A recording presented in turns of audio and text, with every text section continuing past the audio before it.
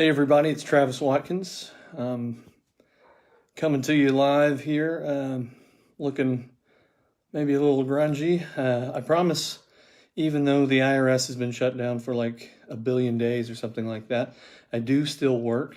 And I wanted to kind of follow up with you on what we talked about yesterday, which was the various transcripts that the IRS can and must give you when you request them properly, either from their website directly or through the Freedom of Information Act request. And kind of tied into that, I wanted to talk a little bit about the IRS's collection statute expiration date, or as we commonly refer to it in the outside world, the SOL, or statute of limitations. In other words, the last day that the IRS can come after you for a debt. And as we saw from yesterday's video, it's not always easy.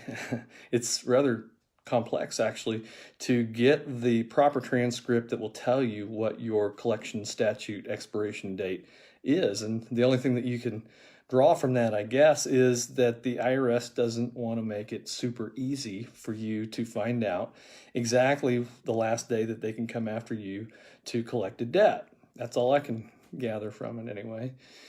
So if you didn't have a chance to look at yesterday's Facebook Live video, you might want to go check that out, because it walks you through exactly how to find out the last day that the IRS can come after you. And by the way, all these strategies and different information that we're giving you here is available in my book, The Ultimate Survival Guide for IRS Problems, and you can get that at traviswatkinsbook.com. But anyway, back to what we were talking about here. The IRS does have some limitations. In other words, they can't come after you for a debt forever. Now, that being said, I get a lot of people that come into my office and they say, for instance, well, I haven't filed any taxes since 2008, but there's really no reason to, right? Because, like you say in all these videos, the IRS only has 10 years to come after you, right? The statute of limitations, by the way, is 10 years.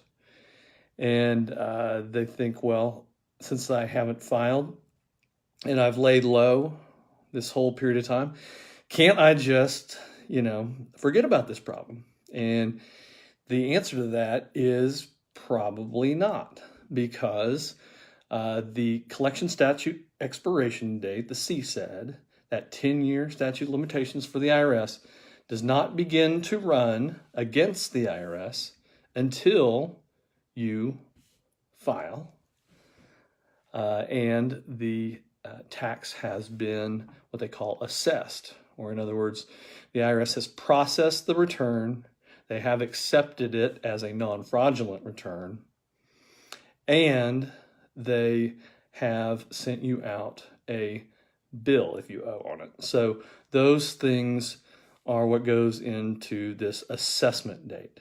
And so it must be assessed before the CSED, statute of limitations, begins to run. That's a very important thing to remember when you're trying to calculate your own collection statute expiration date. So just remember, got to file. They get a fair crack at you, so to speak, within that 10-year statute of limitations, which doesn't begin to run because if you don't file, it never runs. So just keep that in mind.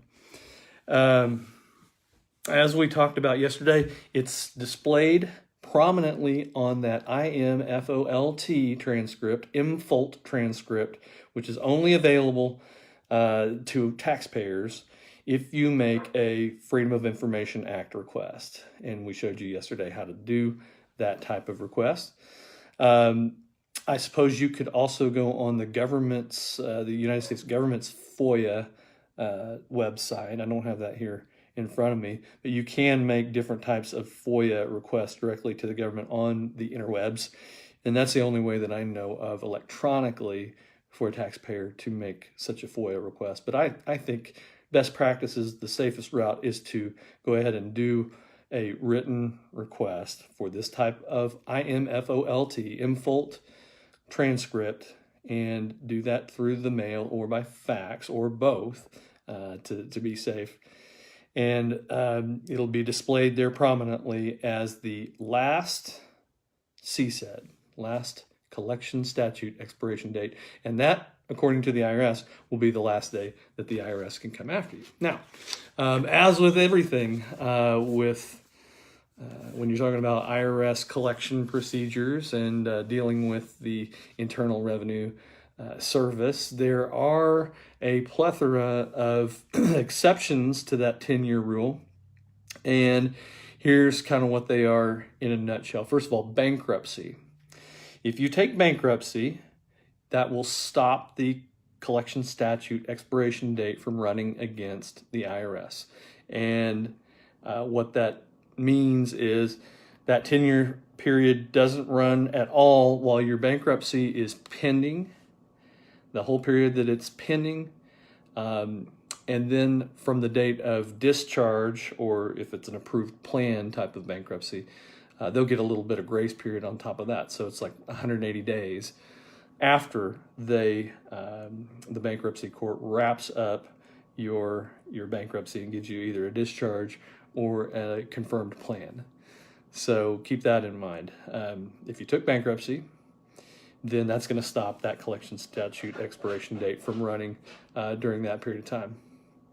Another exception, I'm reading direct from the Ultimate Survival Guide for IRS Problems right now for these exceptions to the rules. So I don't have fantastic memory when it comes to these right off the top of my head, but you can get that book directly from TravisWatkinsBook.com.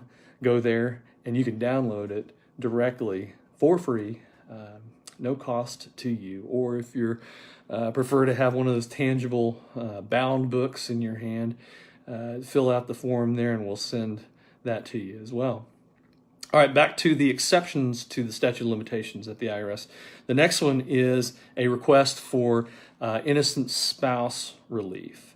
And we don't have time to go into that whole type of thing right now, but just know that if you are seeking innocent spouse relief with the IRS, the time that you are requesting that, plus some type of grace period after they either say yes or no on the innocent spouse relief application, that's going to toll or stay or stop the statute of limitations from running against the IRS. Another type of exception is a filed Form 911 request. And what that is, like it sounds, 911 is an emergency type application to the IRS, the Taxpayer Advocate Office of the IRS. They're kind of like the public defender for the Internal Revenue Service. They are part of the Internal Revenue Service, but they are tasked more with helping the taxpayer when they can't get some type of information for themselves. For instance, there's some type of logjam that the IRS has lost something, or there's some type of relief that the taxpayer could not otherwise get either on their own or even in some cases with a qualified tax professional such as myself. We have been known to call the taxpayer advocate to break up these log jams. They've just got more computer screens than they can see than your normal taxpayer or even tax professional. But they're a very busy office. They don't take every single case, for instance. But know that when you file a Form 911 with the IRS, that's going to stop your statute of limitations from running. Another one is a collection due process hearing request. What that means is you do get some due process when you owe the IRS, believe it or not. It's not a court type of due process. It is an administrative hearing. and they do give those. They give notice for those. You have a very short window, and we'll talk more about those in upcoming videos here. But know that when you ask for a collection due process hearing, you are going to get the time that's pending with the IRS. That will not run against them for the statute of limitations. Hopefully you're kind of seeing a trend here. Whenever you ask the IRS for anything in the way of relief, if you're asking them for time, if you're asking them to give you some collection due process, they're always going to get that time that you've made the request, plus the time that it's pending, plus the time that they're thinking about things, plus some amount of grace period, typically 90 to 180 days of grace for themselves from that SOL, from that statute of limitations, collection statute expiration date from running. Again, just clicking down the various exceptions here to the IRS's statute of limitations, which is 10 years, and I'm cheating here. I'm reading direct from the Ultimate Survival Guide for IRS Problems that I wrote a few years ago, and you can pick up a free copy of that at traviswatkinsbook.com. All right, another type of exception, pending installment agreement requests. That one is not enforced a whole lot because it's kind of a squishy amount of time anyway. If you ask the IRS to give you some type of a payment plan, and a lot of times, depending on how much you owe, it's not going to be a massive turnaround time for the IRS. They're going to say yes or no, or here's what we would accept, kind of a thing. But just know if it's a complicated, complex installment agreement, they're going to get some time to, that'll be an exception to that 10-year statute of limitations. Another one is offers and compromise. Again, anytime that you're asking the IRS for some type of relief, I see Brian there.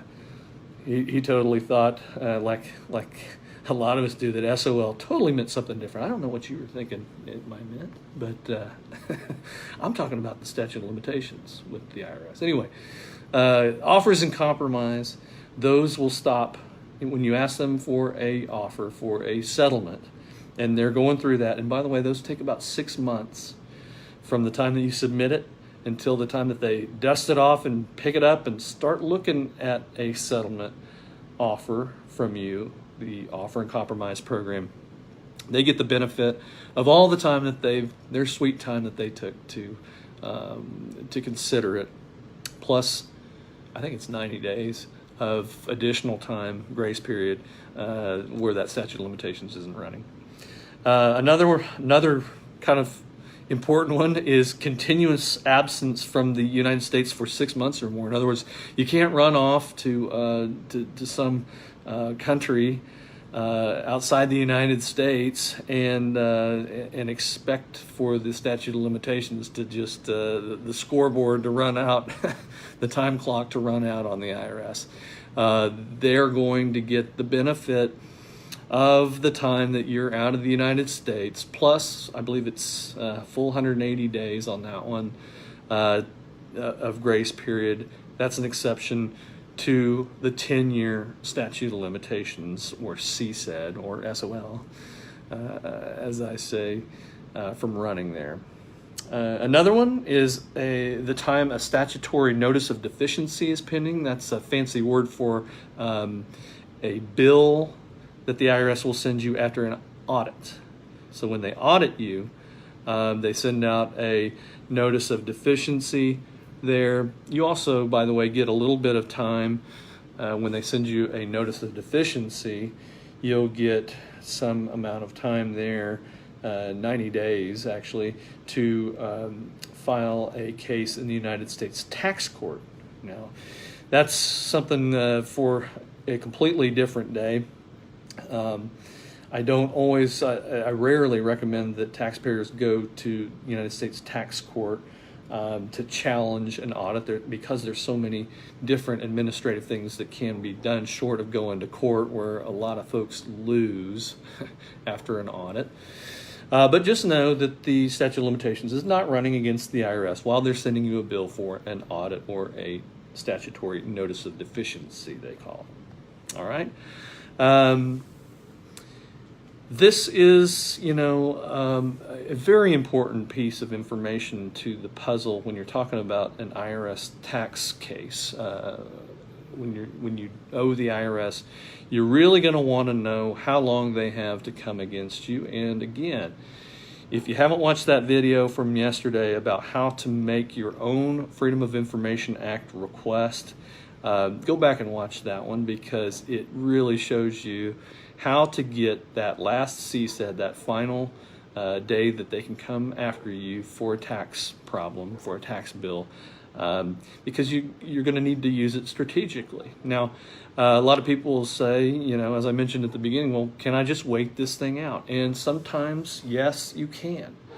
Sometimes when they only have 6 months left, I have certainly advised clients, let's make a conscious effort here to certainly watch the file, but we may be able to wait out some parts of some tax years and let them just fall off the face of the earth with the IRS, because if the IRS doesn't collect it within the time that they have to collect it, they are SOL. There is no more chances for them, and if they try to come after you for it, well, then there's some civil penalties that can be assessed against the IRS in court. And again, that's some way outside the scope of what we're talking about here today. But long story short, they don't like to pay out damages for coming after somebody after the statute of limitations is run. And if an IRS official is actually assigned to the case and they let the statute of limitations run on this thing, well,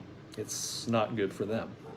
They probably would lose their job if it was in their queue and they let the statute of limitations just plain run. Again, all these things are lined out in some detail, maybe not as much detail as we've talked about here today, in my book, The Ultimate Survival Guide for IRS Problems. You can pick up a free copy at traviswatkinsbook.com. You can download it directly from there, just print it off and go after it there. My office does these things obviously as well. This is one of the first things that we do when we're dealing with a tax problem file, is to figure out how long does the IRS have to come after the taxpayer, and really everything kind of falls in line from there. It's very important for things such as the partial pay installment agreement. That's something very much like the offer and compromise, where if the statute of limitations is going to run off there, then they may give you an installment agreement instead of an offer and compromise, and you just pay on that installment agreement until the statute runs, and then everything that they didn't collect is kind of on them. But that is an actual program. You do have to request it specifically. It's not just one of those things where you can wait it out and it falls off, although there are times when that can happen. Just make sure that you are getting with a tax professional to look at the statutes of limitations if you have any question about that, so that you're not just guessing. And you certainly don't want to, it's not a good thing to just let it go under the hopes that, 10 years has possibly run, because again, it runs from the date that the taxes are assessed, not just the date that it would have been due. So if you're making an effort, if you're making a strategic decision not to do anything, well, that's one thing, and that's good. And if you're close to the statute of limitations and you had a tax professional look at this and you all feel comfortable that taking a wait and see attitude is good, just make sure that it's a strategic and not just a procrastination type of thing. All right. If you need help on any of these things, give us a call right now, 1-800-721-7054, and we'll talk with you about the IRS's 10-year statute of limitations and the exceptions to that. Or you can pick up my book at traviswatkinsbook.com. Thanks for watching and have a great day.